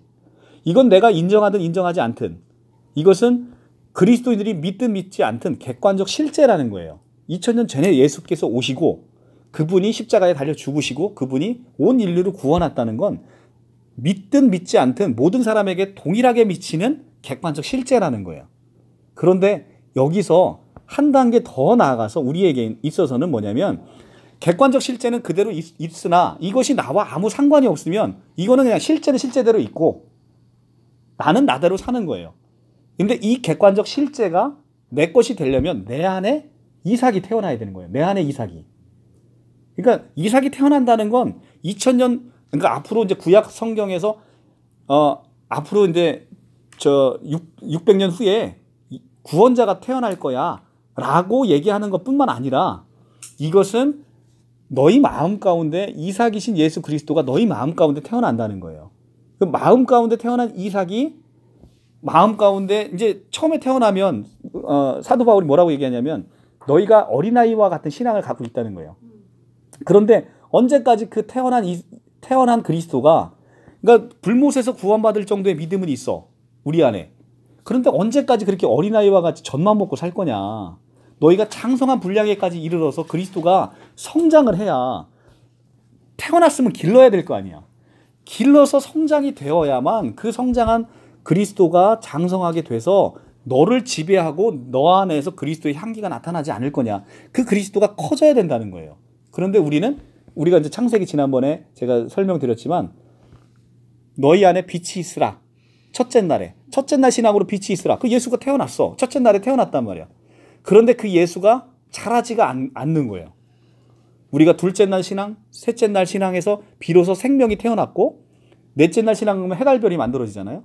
해달별이라는 것은 우리가 말씀을 통해서 우리 말씀이 계속 커지면 우리가 여섯째 날에 가축의 신앙까지 가서 내 살과 내 젖을 내서 다른 사람을 먹이는 신앙까지 그리스도가 성장하는 모습을 가고, 그 다음에는 정말로 예수 그리스도의 평안한 안식에까지 이르는 놀라운 신앙의 분량까지 커지는 것을 얘기하고 있는데, 우리는 이것을 어린아이로 신앙해서 내 마음 가운데, 첫째는 내 마음 가운데 예수님이 태어난다는 것조차를 인식을 못하고, 그러니까 우리는 객관적 예수만을 보고 객관적으로만 믿으려고 하는 거예요. 그러니까 예수는 저기 있어. 내가 이걸 믿을 거냐 말 거냐는 내 문제로 치부하고 끝난다는 거예요. 근데 성경에서 얘기하는 건 그게 아니라는 거예요. 그러니까 우리가 이제 문재인 대통령이 딱 있어. 문재인 대통령이 좋은 대통령이 아니냐를 내가 평가해서 그냥 그 사람은 거기 있는데 이것에 대한 것은 나 혼자만 평가해서 그 사람은 좋은 사람으로 아니면 나쁜 사람으로 받을 거냐 말 거냐 이렇게만 생각한다는 거예요. 근데 성경에서 얘기하는 건 그게 아니라 성경의 모든 얘기는 다 너에 대한 얘기라는 거예요. 너에 대한 얘기. 예수가 태어나는 건 내 안에 태어난다는 거예요. 내 안에.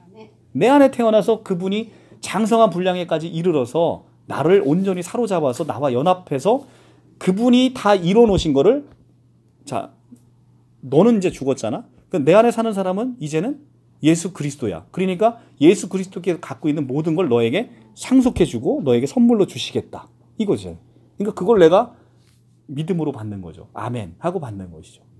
그러니까 객관적으로만 있는 것을 우리가 모두 여태까지 신앙생활을 한 것을 보면 이제 어떤 객관적인 걸 딱 그려놔요. 이렇게 우리가 하나님을 믿으면 누릴 수 있는 것들에 대한 이 객관적인 걸 딱 보고, 근데 이것을 내 안에 이렇게 들어와 있는 그 연합으로 접목을 시키지 못하는 거예요. 그래서 그러니까 2000년 전에 태어난 예수만을 믿는 거와 이 예수가 내 마음 가운데 태어나서 나의 온전한 본질이 되어지는 것, 이것은 너무나 다른 거라는 거예요. 그래서 여기도 이제 지금 나와 있지만 이 사람에게는 사망으로부터 상망에 이르는 냄새가, 근데 저 사람에게는 생명으로부터 생명에 이르는 냄새가 난다는 거예요. 그게 무슨 얘기냐면 자 보세요. 제가 예수 믿기 전에 저에게는 뭐가 있었냐면 사망의 냄새가 있었어요. 그러니까 나에게 접하는 모든 사람은 이 사망의 냄새를 맡을 수 있는 거. 그러니까 내 안에는 생명이 없으니까 내가 전해주는 영은 허탄한 영을 건네주는 거예요. 내가 누군가와 이렇게 대화를 나누면 이 사람은 허탄한 내 영을 받는 거야. 사망의 영을 받는 거예요. 그러니까 우리가 왜 믿는 사람들이 이 무당이나 이런 데 가면 안 되느냐고 하면 그 사람들의 영과 우리의 영이 교통하는 거예요. 그러니까 그 사람들의 영이 나는 내 안에는 예수의 영이 없어 만약에 그러면 그 사람의 영에 의해서 내가 지배받는 거예요. 영의 지배가 너무나 놀라운 거예요. 왜 우리 아이들이 신천지에 빠져서 못 나오냐면 그 사악한 영의 지배를 받고 있기 때문에 그런 거예요. 그러니까 영은 보이지 않잖아요. 근데 영의 지배의 힘은 정말 놀라운 거예요. 한번 그 사람에게 영의 노예가 되면 빠져나오지 못하는 거예요. 왜 박근혜 대통령이 저렇게 됐냐면 최태민의 그 영에 벗어나질 못하는 거야. 뭐든지 다 최태민의 영으로 내려오는 최순실까지 이어지는 그 영을 벗어나지 못해서 모든 것을 물어봐야 되는 거야. 혼자 결정 못하는 거예요. 그 마음을 충분히 이해해요. 무당에게 빠져 있으면 하나부터 열까지를 내가 이사를 해야 되면 무당한테 물어봐야 돼. 내가 이사해도 됩니까? 내가 뭐 해도 됩니까? 다 영의 노예가 되는 거예요. 그런데 그래서 이 영은 굉장히 놀라운 힘이 있는 건데 그래서 내가 예수의 영이 없는 우리에게는 사망의 영이 있는 거예요. 그게 사망의 영을 계속 건네주고 있는데 그런데 어느 날 그 사망의 영을 주는 나에게 생명이 나타나서 그 생명은 아까 얘기한 조에 하나님만 갖고 있는 이 삼위일체 하나님이 갖고 있는 이것의 생명이 나에게 와서 어느 날 내가 이제 이 사람에게 복음을 전하면 내 안에 있는 생명이 생명을 낳는 거야. 생명이 생명을. 그러니까 아담이 아담을 낳으면 죄가 죄를 낳고 죄가 죄를 낳고 죄가 죄를 낳는 거예요. 그런데 새 아담인 내가 자녀를 낳으면 생명이 생명을 낳고 생명이 생명을 낳는 거예요. 이게 바로 놀라운 변화라는 거예요. 그러니까 나의 본질은 이제는 사망을 전하는 허탄한 영에서 생명을 전하는 놀라운 나의 본질의 변화. 이 생명을 전하는. 그러니까 제가 요걸 선물 받았어요. 제가 너무 좋아하잖아요. 근데 이것도 굉장히 너무 감사하고 좋아요. 그죠? 가치 있고. 그런데 우리가 전하는 이 생명이라는 거의 가치는 이건 너무 놀랍잖아요. 우리가 남은 평생 지금 30-40년 살 수밖에 없는 이 생명도 지금 이건희 회장 전 재산 준다고 해도 안 바꾸잖아요. 그게 2019년 기준 19조 8천억이에요. 다 준다고 해도 안 바꾸잖아요. 하물며 30-40년 내 사는 생도 그 정도인데 영원히 꺼지지 않는 하나님의 조회라는 생명, 이것이 지금 내가 있고 내가 이 생명을 아무한테나 내가 줄 수 있는 권한을 허락했단 말이죠. 이거에 대한 특권, 정말 나중에 우리 청년부가 영원한 생명을 깨우쳐서 그 생명을 내가 인식할 때는 지금 이 순간이 얼마나 하나님에게 놀라운 은혜의 시간이고 감사한 시간인지를 본인 스스로 깨달을 거예요. 이 영원한 생명의 가치가 이건 엄청난 거거든요. 그러니까 내 안에 이 영원한 생명이 인식이 딱 되어지면 어떤 현상이 벌어지냐면 세상 것이 잘 눈에 안 들어와요. 왜냐하면 잠깐 있다가 없어질 안개와 같은 이 세상에 소망을 두지 않는다는 거예요. 그러니까 당연히 뭐가 달라져요? 나의 기도의 내용도 달라져요. 그게 바로 프로세오 코마이라는 거야. 내가 복음을 모르니까 나의 기도 제목은 늘 자식 잘 되고 우리가 늘 산당제사를 지내는 거야. 비나이다. 이 산당제사 식의 그냥 기독교 식의 이름인 거예요. 그냥. 우리는 그 수준에서 벗어나지 못하고 있다는 거죠. 그죠? 그것이 지금 기독교의 본질이 되어지고 있는 이 현실이 너무나 안타깝다는 거죠. 근데 거기서 진짜로 복음을 알고 생명을 알면 우리의 기도 제목은 늘 내가 생명을 전하는 자로서 그 생명을 모르는 사람들, 이 사람들 제가 여기 우리 청년부도 상가집 갔다 오고 저도 상가집 갔다 왔잖아요. 생명을 모르고 죽는 사람들의 그 최후는 너무 고통스러운 거거든요. 근데 생명이 있는 사람들에게 있어서 죽음은 이제는 우리가 그토록 고대했던 장차 우리에게 나타날 영광은 현재 고난과 비교할 수 없다라는 그 영광의 시작인 거죠. 그러니까 얼마나 그 죽음이라는 것에 물론 육신적인 두려움은 있겠지만 한편에 내 영은 얼마나 그 안에서 기쁨을 누리고 그 소망을 누리고 또 하나의 시작이 되겠냐는 거죠. 이게 바로 복음의 놀라운 메시지인 거예요. 자, 그래서 우리는 이제는 사망에서 사망의 냄새를 뿌리는 자가 아니라 이제는 생명에서 생명을 낳는 그 냄새를 뿌리는 자가 되도록 우리 본질이 바뀌어 있다는 거예요. 내가 이게 내가 원해서 된 것도 아니고, 우리 우리 이제 로마서에 나오는, 필 거 없어요. 제가 그냥 찾아서 읽어드릴게요. 이게 로마서 9장에 나오는 말씀인데, 자, 그러잖아. 이게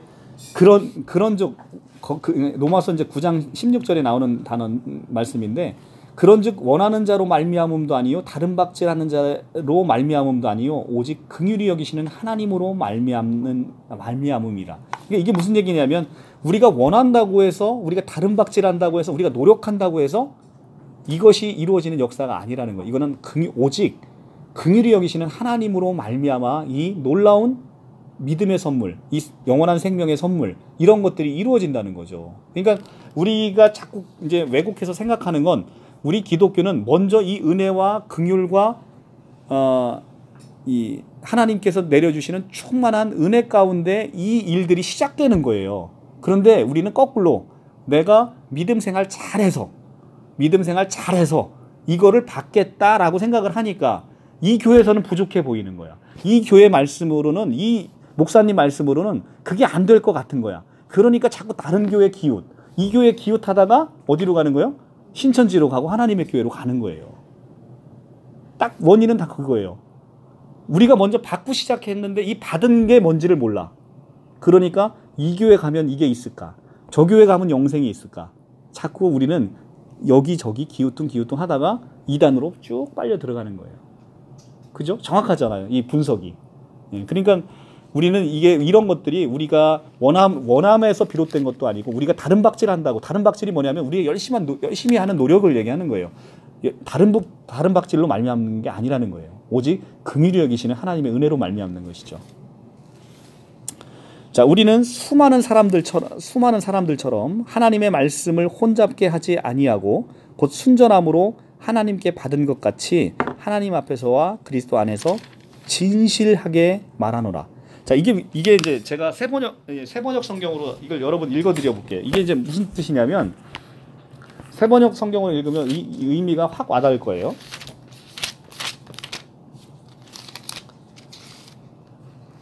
새 번역 성경은 뭐라고 이걸 얘기하냐면, 우리는 다른 많은 사람들과 같이, 자, 이렇게 하는 사람들이 많다는 거예요. 우리는 다른 많은 사람들과 같이 하나님의 말씀을 장사꾼처럼 팔지 않고 하나님이 보낸 사람들답게 하나님 앞과 그리스도 안에서 진실하게 증거하고 있습니다. 이렇게 얘기를 하고 있는 거예요. 이 지금 17장의 뜻은. 그러니까 사도 바울이 무슨 얘기를 하냐면, 우리는 다른 많은 사람들과 같이 하나님의 말씀을 장사꾼처럼 팔고 있다는 겁니다. 그러니까 이때도, 초대교회 때도 하나님의 말씀을 장사꾼처럼 많이 파는 사람들이 있었다는 겁니다. 그런데 사도 바울이 우리는 그런 사람 같지 않고 하나님 앞과 그리스도 안에서 정말 진실된 복음을 전한다는 겁니다. 그러니까 지금 이 말씀이 지금 딱히 한국 교회에서 꼭 필요한 말씀인 거예요. 교회가 교회를 세습하고 사람들, 성도를 돈으로 보고, 그러면서 정말 복음이 아닌 것에, 정말 이 육적인 것에 번영신학이 하늘 깊이 뿌리 내려서 복음을 왜곡하고 다른 복음을 장사꾼처럼, 이게 예수 그리스도를 팔아서 돈 버는 게 이게 장사꾼이지 뭐예요. 이게 교회가 장사를 하려고 하고 있으니 이게 참으로 참 개탄할 일이 아니지 않습니까? 그죠? 자, 3장까지 오늘 보고 마치겠게요. 뇌물 어디 갔냐? 뇌물 어디 갔어? 가지. 물. 자, 3장 1절. 우리가 다시 자천하기를 시작하겠느냐? 우리가 어찌 어떤 사람들처럼 추천서를 너희에게 붙이거나 혹은 너희에게 받거나 할 필요가 있느냐? 이게 무슨 말이냐면, 그 고린도 전서에서 고린도 교회에 예루살렘의 그 사도들로부터 추천서를 받아서, 나는 이런 추천서를 받아서 내가 복음 전하는 거다라 하면서 교회를 어지럽힌 사람들이 있었어요. 그래서 이 사람들이 사도 바울은 늘 사도성에 대해서 예수의 살아생전에 따라다닌 제자가 아니니까 사도성에 계속해서 의심을 품는 사람들이 있었다고 말씀을 드렸잖아요. 그러다 보니까 그 사람들이 이런 추천서를 가지고 야 사도 바울 이런 거 있냐? 라고 하면서 그 추천서를 내미는 거야. 그러니까 사도 바울이 얘기하기를 우리가 어찌 다시 자천하기를 시작하겠느냐. 내가 어떤 뭐 추천서가 필요하냐. 2절에 우리가 어찌 어떤 사람처럼 추천서를 너희에게 붙이거나 혹은 너희에게 받거나 할 필요가 있느냐. 라고 얘기하면서 너희 자체가 우리의 편지라. 우리가 마음에 썼고 뭐 사람이 알고 있는 바라. 그러니까 복음이라는 것은 자 우리가 새 언약은요. 옛 언약과 다르잖아. 옛 언약은 어디다 썼어요? 돌판에. 그런데 새 언약은 우리의 마음판에. 우리 마음판에 하나님이 직접 새기신 거잖아요. 이제 그 얘기를 하고 있는 거예요. 그래서 너희 자체가 너희의 변화된 너희 모습, 너희의 옛사람이 죽고 복음으로 변화된 너희 새 사람이 바로 그 사람이 너희의 편지라는 거예요. 너희 편지라는 거예요. 그 사람이 너희 편지인데 그 사람이 너희 편지이기 때문에 우리에게는 어떤 사람이 쓴 추천서 이런 거 따위가 필요 없다는 겁니다. 너희는 우리 편지라. 우리 마음에 썼고 무사람이 읽고 아는 바라. 너희는 우리로 말미암아 나타난 그리스도의 편지니. 자, 우리는 앞절에서 2장에서 뭐가 나왔어요? 그리스도의 향기. 3장 3절에서 너희는 우리로 말미암은 그리스도의 편지니. 이는 먹으로 쓴 것이 아니요. 자, 이들이 갖고 온 것은 거짓 사도들이 갖고 온 건 뭘 갖고 왔어요? 먹으로 쓴 걸 갖고 왔죠. 먹으로 쓴 것이 아니요. 오직 살아계신 하나님의 영으로 쓴 것이고 또 돌판에 쓴 게 아니고 오직 어디에? 육의 마음판에 쓴 것이라. 이게 바로 새 언약이잖아요. 그죠? 히브리서 8장에 나오는 내가 너희 하나님의 영으로 너희 마음에 새기겠다라는 게 이게 바로 새 언약이잖아요. 우리가 그리스도로 말미암아 하나님에 향하여 이같이 확신이 있으니 우리가 무슨 일이든지 우리에게 난 것 같이 스스로 만족할 것이 아니니 우리의 만족은 오직 하나님으로부터 나느니라. 자, 그렇죠. 여기 보면 우리가 무슨 일이든지 우리에게서 난 것 같이 스스로 만족할 게 아니니. 그러니까 우리가 막 하고 나서 우리가 자랑해요. 왜냐하면 우리에게 난 것 같이 생각하니까. 그러니까 우리가 예수를 통해서 우리가 열심을 한다고 한들, 그러니까 제가 누누이 강조하는 건데 지난 시간 우리 집사님 명확하게 이해하셨겠죠? 행함과 행위의 차이를 분명하게 인식해야만 우리가 이런 우를 빠지지 않는다는 거예요. 동일한 행동을 해요. 내가 이제 교회 가서 열심히 주차 봉사합니다. 이게 바로 근데 내가 주차 봉사 열심히 해서 내가 천국 가야지. 요건 행위예요. 행위. 이게 만약에 그러면 내가 주차 봉사 열심히 하면 누구의 자랑이 돼? 나의 자랑이 되는 거예요. 그러니까 이게 우리에서 난 것이니까 야 내가 교회에서 봉사를 이렇게 많이 했더니 우리 교회가 나 때문에 이렇게 부흥한 거야 라고 얘기를 하는 것. 이게 바로 우리에게 낫다라는 우리의 공로를 쌓는다는 거예요. 근데 똑같은 일을 했는데 은혜가 누려지고 말씀이 먼저 누려져서 내가 누군가에게 섬기는 마음으로 나 정말 이렇게 하고 싶다. 내가 하나님의 은혜를 먼저 받은 자가 이거를 그 사람에게 나눠주고 싶다라는 마음으로 똑같은 일을 했을 때 그것은 행위가 아니고 행함이 돼서 이게 우리에게 난 것이 아니라 그 고생스럽고 힘들고 하는 것도 그것이 누가 알아주지 않아도 그 만족은 오직 하나님으로부터 나오는 거예요. 그 만족이. 그러니까 하나님이 나를 위로하시고 하나님이 나를 아시기 때문에 누군가 사람들의 아는 것들 아무것도 필요 없는 거예요. 그러니까 우리에게 있어서는 바로 이런 행위에 입각한 신앙이 아니라 우리가 행함이 나타나는. 그래서 행함이 없는 믿음은 죽은 믿음이라는 야고보서 2장 17절 말씀이 이게 이단들에게 있어서는 이단들이 늘 이 얘기를 쓰잖아요. 맨날 이단들하고 대화하면 너희 행함이 없는 믿음은 죽은 믿음이야. 자기들이 이단 사이비에 빠지면 가장 많이 하는 게 뭐예요? 가장 많이 하는 게 봉사잖아요. 봉사 뭐 하는 거잖아. 근데 걔들은 다 그게 행위라는 거죠. 자기가 제사장과 나라가 되기 위해서 자기들이 제사장과 나라가 된다잖아요. 지금 신천지 애들은. 근데 그게 되기 위해서 행위로 하는 거예요. 행위로. 그런데 야고보서 2장 17절은 행위로 야고보서 2장 17절에 어디 행위라는 단어가 단 한 단어도 나오나 보십시오. 없어요. 다 행함으로 나오죠. 믿음이 먼저 선행이 되는 거예요.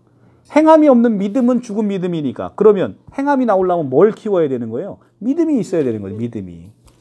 그러니까 믿음의 발현으로 나오는 게 행함인데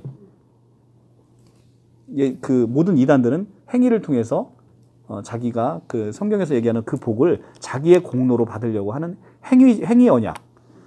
근데 우리 예수께서 2000년 전에 이 땅 가운데 오신 언약은 무슨 언약이에요? 은혜 언약이라는 거예요. 은혜 언약. 행위 언약을 하시려면 다시 오실 필요가 없죠. 왜냐하면 행위 언약은 이미 있잖아요. 옛 언약으로. 율법. 너희가 내 말을 지키고 순종하면 나는 너의 하나님이 되고 너희는 내 백성이 되리라. 출애굽기 19장 5절에 나오잖아요. 그게 바로 옛 언약이잖아요. 근데 행위 언약이 필요하면 예수가 다시 오실 필요가 없죠. 우리가 그거를 못하니까. 그러니까 성경의 전체적인 주제는 뭐냐면 너희는 나를 떠나서 아무것도 할 수 없다는 거예요. 너희는 아무것도. 이게 바로 성경의 가장 큰 주제예요. 그런데 지금 한국교회 선포되는 게 이 선포를 합니까? 너희는 가서 이거 하라, 저거 하라, 전도하라, 뭐하라. 이게 되냐고요, 이게. 이게 되냐고. 안 되는 걸 선포를 해줘야 되는데 이게 가서 되는, 이게 다 행위적인 신학 사상을 그냥 머릿속에다 심어주는 것이죠. 너희는 그게 할 수 없다는 거거든요. 할 수 없다. 그러면 언제 할 수 있냐? 너희가 먼저 은혜를 누리고 말씀을 먼저 누리면 자연스럽게 그런 것들이 되어진다는 거죠. 자, 그래서 5절에 우리가 무슨 일을 하든지 우리에게 난 것이 아니고 스스로 할 것이 아니니 우리의 만족은 오직 하나님께로부터 나느니라. 그가 또한 우리를 새 언약의 일꾼 되기에 만족하게 하셨으니. 새 언약 나오죠. 새 언약의 일꾼 되게. 이 앞에, 그러니까 이 하나님의 영으로 쓴 게 바로 이 새 언약이라는 거예요. 그래서 새 언약의 일꾼 되기에 만족하게 하셨으니 율법의 주문으로 하지 아니하고 오직 영으로 함이니 율법의 조문은 죽이는 것이요 영은 살리는 것이라. 그러니까 우리가 율법의 조문대로 하는 것은 결국 우리를 어디로 끌고 가요? 사망으로 끌고 가는 거예요. 내가 내 힘으로 살인하지 않고 내가 내 힘으로 모든 것 지켜보려고 하는 것들, 이런 것들은 이걸 우리가 어디로 끌고 가냐면 우리를 죄와 사망으로 끌고 간다는 거예요. 그러면 결국 영으로 인도하심을 받는 우리만이 비로소 이 모든 것들이 이루어질 수 있다는 거예요. 내 안에 성령의 인도하심을 받도록, 성령이 나를 인도하시도록 계속해서 내가 기도하고 말씀을 누리는 것이 내가 예수 그리스도의 장성한 분량으로 이르는 길이다. 7절 돌에 써서 새긴 죽게 하는 율법의 조문 직분도 영광이 있어 이스라엘 자손은 모세의 얼굴을 없어질 영광 때문에도 그 얼굴을 주목하지 못하였거든. 이게 무슨 얘기냐면 출애굽기 가면 모세가 하나님으로부터 이 십계명을 받으면서 하나님을 만나고 오는데 얼굴에 광채가 뭐 우리 베드로한테 마사지 받는 광채보다 더 광채가 막 광채가 나는 거예요. 그런데 이게 뭐냐면 돌로 써서 새긴 죽게 하는 율법의 조문의 직분도 이 영광이 있다는 거예요. 그것도 영광이 있어서 이스라엘 자손들이 모세 얼굴에 없어질 영광 때문에 그 얼굴을 주목하지 못하였거든. 하물며 영의 직분은, 우리가 받은 영의 직분은 더욱 영광이 있지 아니하겠느냐. 얼마나 영광이 크겠냐는 거예요. 이 옛날에 옛 언약의 그 직분도 이 정도로 컸는데 9절에 정죄의 직분도 영광이 있은즉 의의 직분은 영광이 더욱 넘치느니라. 자, 우리는 의의 직분자잖아요. 의의 직분은 더욱더 영광이 넘친다는 거예요. 영광이 되었던 것이 더 큰 영광으로 말미암아 이에 영광이 될 것이 없느니라.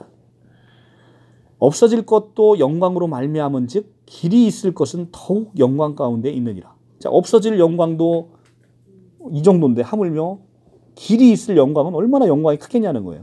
우리가 이 같은 소망이 있으니 담대히 말하노니 우리는 모세가 이스라엘 자손들에게 장차 없어질 것에 결국을 주목하지 못하게 하려고 수건을 그 얼굴에 쓴 것 같이 아니하노라.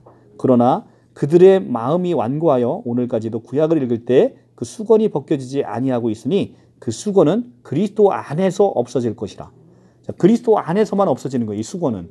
오늘까지 모세의 글을 읽을 때 수건이 그 마음을 덮었도다. 그러나 언제든지 주께로 돌아가면 그 수건이 벗겨지리라. 문자의 율법이 벗겨진다는 거예요. 그래서 주는 영이시니 주의 영이 계신 곳에 자유가 있느니라.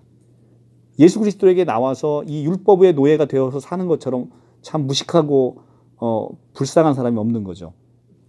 고린도전서에 나오잖아요. 너희가 바라는 것이 다만 이 세상의 삶뿐이면 너희는 많은 사람들 가운데 더욱 불쌍한 자리라고 얘기하잖아요. 고린도전서 15장 19절 말씀이죠. 18절에 우리가 다 수건을 벗은 얼굴로 거울을 보는 것 같이 주의 영광을 보매 그와 같은 형상으로 변화하여 영광에서 영광에 이르니 곧 주의 영으로 말미암음이라. 우리가 다 수건을 벗은 얼굴로 이제는 거울을 보는 것까지. 거울을 보면, 수건을 보고 거울을 보면 얼마나 이제 뚜렷하게 보이겠어요. 그죠? 근데 그 주님의 영광을 이제는 우리 안에서 볼 수 있다는 거죠. 성령으로 말미암아, 이 영으로 인도하심으로 말미암아 우리가 그 영광에서 영광에 이르는 것을 우리가 이 땅 가운데 체험할 수 있다는 거예요. 이 땅 가운데. 그리고 물론 천국에서 또 당연하죠. 그래서 우리가 이제 천국을 죽어서 가는 곳이라고 생각을 하면 이 땅 가운데 천국의 그 기쁨을 누리지 못하는 거죠. 내 주 예수 모신 곳이 그 어디나 하늘나라. 하늘나라 그게 천국이잖아요. 그러니까 내 주 예수 모신 곳이 그 어디나 하늘나라. 그러니까 내가 이 땅 가운데 예수를 모시고 살면 내가 여기라 사나 죽어서 거기를 가나 어디나 다 천국이라는 겁니다. 거기가 하늘나라라는 것이죠. 그래서 예수는 2000년 전에 하늘 왕국을, 그 하늘 왕국인 천국을 이 땅 가운데로 갖고 오신 분이에요.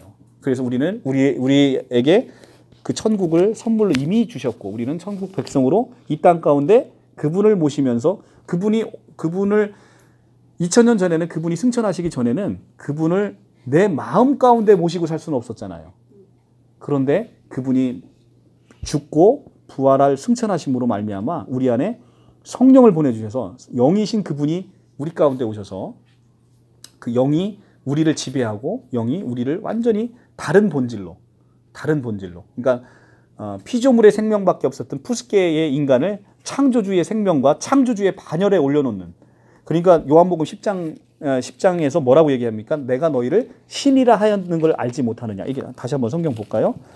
자, 우리의 놀라운 영적인 신비가 어디까지 이르렀는지 요한복음 10장 34절을 보고 마칠게요.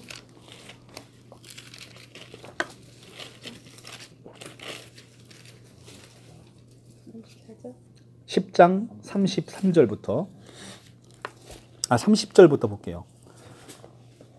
자, 나와 아버지는 하나이다 하신대. 여기서 하나이다라고 얘기하는 하나는 헬라어 단어 hen이라고 써요. 갈라디아서 3장 28절은 같은 하나, 그러니까 우리가 왜 갈라디아서 이거 배웠잖아요. 유대인이나 이방인이나 헬라인이나 유방인이나 유대인이나 헬라인이나 자유자나 종이나 여자나 남자나 다 하나다라고 할 때 그 하나다라는 단어는 헬라어 단어가 헤이스예요. 헤이스. 이거는 그냥 그야말로 그냥 하나다라는 뜻인데, 여기서 나오는 나와 아버지는 하나다라는 단어의 hen이라는 단어는 동질, 동량의 뜻인 거예요. 그러니까 완벽하게 하나라는 거예요.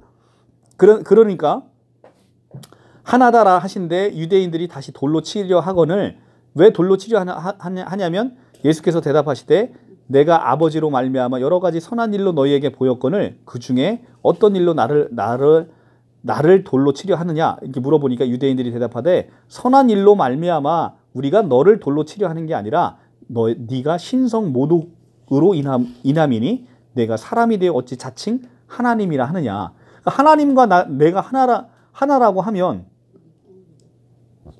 뭐라는 얘기예요? 도대체 네가 하나님이라는 거예요. 자기가 하나님이라는 거예요. 그러니까 어떻게 네가 신성 모독을 하느냐라고 돌로 쳐 죽이려고 하는데, 예수께서 뭐라고 얘기하냐면, 야, 너희 율법에 이게 이제 시편에 있는 말씀인데, 시편 82편 6편에 있는 말씀인데, 82편 6편에서 너희 율법에 기록된 바 내가 너희를 신이라 하였노라 하지 아니하였느냐. 성경은 폐하지 못하나니 하나님의 말씀을 받은 사람들이 신이라 하였거든. 하물며 아버지께서 거룩하게 하사 세상에 보낸 자가 나는 하나님의 아들이라 하는 것을 가지고 너희가 어찌 나를 신성 모독이라 하느냐. 이런 얘기예요. 그러니까 하나님의 말씀을 받은 너희도 하나님의 아들이 돼서 내가 너희를 신이라 하였는데, 하물며 정말 하나님의 아들인 본질인 내가 와서 내가 하나님의 아들이라 얘기를 했는데 어찌 내가 신성 모독을 했느냐. 너희도 하나님의 아들인데, 내가 하나님의 아들인데 내가 어떻게 신성 모독이냐, 이 얘기를 하는 거예요. 이게 엄청난 영적인 진리 안에서 놀라운 얘기죠. 그러니까 예수님이 여기서 하고자 하는 얘기는 자기가 하나님이다 이 얘기를 뽐내고 싶어서 하신 게 아니라, 이 얘기는 하나님의 아들이 되는 너희의 신분, 이것이 너희가 하나님의 아들의 반열에 올라서 너희가 신이 돼버렸다는 거예요. 우리가 신의 반열에 올라왔다는 거죠. 이게 사람이 죽지 않습니다. 영원히 죽지 않아요. 하나님의 영원한 생명으로 말미암아. 그러니까 죽지 않는 이 사람을 우리는 뭐라고 부르는 거예요? 신이라 부르는 거예요. 우리가 죽지 않으니까 이게 하나님의 아들의 놀라운 거예요.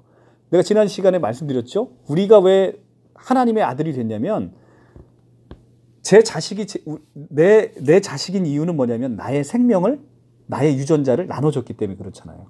우리가 하나님의 생명을 나눠받은 사람이라고. 그러니까 우리가 하나님의 생명을 받았기 때문에 우리가 하나님의 아들이 된 거예요. 우리 아들이 나의 생명을 받았기 때문에 내 아들이 된 것처럼 우리가 하나님의 생명을 받아서 하나님의 유전자를 받았기 때문에 이제는 우리는 하나님의 아들이 됐고 그 하나님의 아들의 놀라운 신분은 우리가 구약에서부터 우리를 신의 반열에 올려놔서 우리의 영적인 지위는 정말 놀랍다는 거죠. 그래서 우리가 이렇게까지 예수 그리스도께서 우리를 높이셨다. 결국은 성경은 딱 그거예요. 첫째는 예수가 누군지를 아는 것. 둘째, 예수가 이 땅 가운데 오셔서 도대체 무엇을 하고 가셨는지. 첫째, 예수가 누군지 아는 것. 둘째, 예수께서 하신 일이 무엇인지를 아는 것. 그로 인해서 우리가 예수께서 하신 일은 결국 우리를 위한 것이고, 예수가 높아진 것은 예수가 어디까지 부활 승천해서 높아지셨는지는 우리가 어떤 지위에서 지금 하나님 보좌 우편에 함께 앉아 있는 것인지를 아는 것이죠. 그러니까 결국 성경은 딱 이 두 가지입니다. 예수가 누군지 아는 것, 그리고 예수가 한 일이 무엇인지를 아는 것. 그래서 우리는 계속해서 말씀을 누리는 것은 예수가 무엇을 했는지, 그로 인해서 우리는 어떤 놀라운 변화가 일어난 것인지, 이것을 지금 아는 것이죠. 이게 바로 복음인 거고, 그래서 우리는 처음부터 끝까지 나는 시작이요 마침이고 알파와 오메가고 처음과 나중인 것처럼 오직 예수. 이 성경은 그걸 얘기하고 있습니다. 그 사이에 이만희 나부랭이, 이런 장길자 나부랭이 이런 애들이 들어갈 틈이 없는 거죠. 이게 바른 복음을 알면. 그러니까 저랑 같이 공부하신 분들에게 있어서 어떤 이단들이 나와도 저랑 한 6개월 이상 공부하신 분들은 이단에 빠질 수가 없어요. 근데 이렇게 바른 복음만 증거되면 사실 지금 이단에 미혹되어 있는 인원이 200만입니다. 200만의 그 가족들까지 하면 고통받는, 우리나라가 이 기독교의 사이비로 인해서 고통받는 인원이 한 1000만 가까이, 4천만 동포 중에 1000만은 그로 인해 고통받는다고 생각해 보면 우리가 얼마나 바른 복음에서 멀어져 있어서 고통을 받고 있는지 정말 그렇죠. 그러니까 여러분들이 이렇게 무장을 하시면요, 어떤 현상이 벌어지냐면 그 잘 붙든 도를 아십니까? 이런 사람들도 안 붙어요, 여러분들에게. 길 가다가 좀 나한테 누가 좀 말을 좀 걸어주면 좋겠는데, 근데 이 무림의 고수가 딱 돼 있으면 이 풍기는 아우라가 이게 어마어마해가지고요, 이게 지나다니는 이 허탄한 영들이 잡을 수가 없어요. 그러니까 잡을 수가 없어요. 예. 잡을 수가 없으니까, 그러니까 무림의 고수가 딱 이렇게 이 돌을 닦고서 무림의 고수가 되면 이렇게 슥 걸어가면 두려울 게 없잖아요. 그죠? 이게 딱 그거예요. 이게 딱 이 복음의 이 진리를 알면 어떤 허탄한 영도 나를 흔들 수가 없어요. 예, 무림의 고수가 돼 있어서 금방 알아보죠. 무림의 고수는 고수를 금방 알아보는 거지. 그래서 할 수가 없죠. 예. 오늘 강의 여기서 마치도록 하겠습니다. 우리 찬양 한 곡 더 하고